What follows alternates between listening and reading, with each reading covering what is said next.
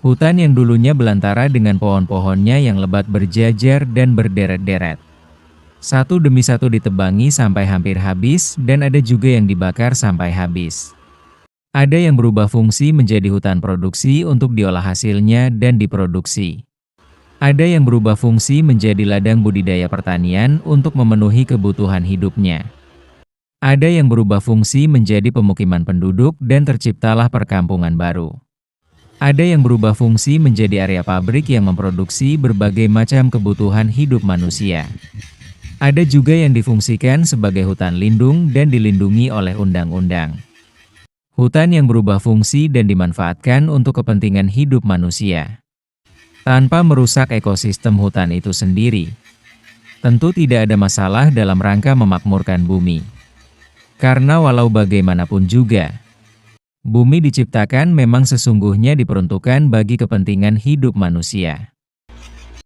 Yang menjadi masalah dan menyebabkan kerusakan hutan itu sendiri adalah jika pemanfaatannya tidak terkendali dan lepas kontrol.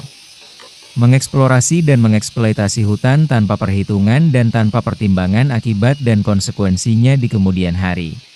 Sehingga bisa menyebabkan timbulnya bencana seperti tanah longsor ataupun banjir dan juga bisa menimbulkan punahnya habitat satwa yang hidup di area hutan tersebut.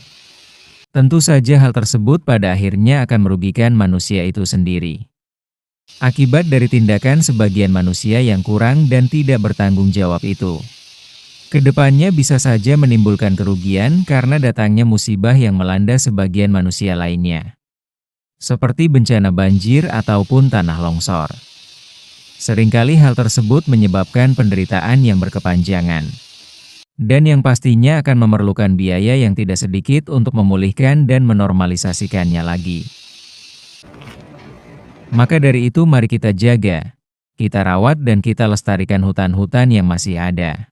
Dan untuk menjaga, merawat dan melestarikan hutan itu bukan hanya tugas dan tanggung jawab para petugas instansi ataupun organisasi terkait saja, tetapi juga merupakan tugas dan tanggung jawab kita bersama. Kita semuanya yang masih punya kepedulian terhadap keberadaan hutan sebagai jendela kehidupan kita di bumi tercinta ini. Mulailah menahan diri untuk tidak menebang pohon-pohon di hutan secara sembarangan.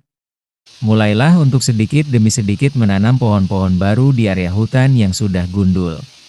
Seiring dengan berjalannya waktu, pohon yang baru ditanam itu akan tumbuh dan berkembang di kemudian hari. Akan menjadi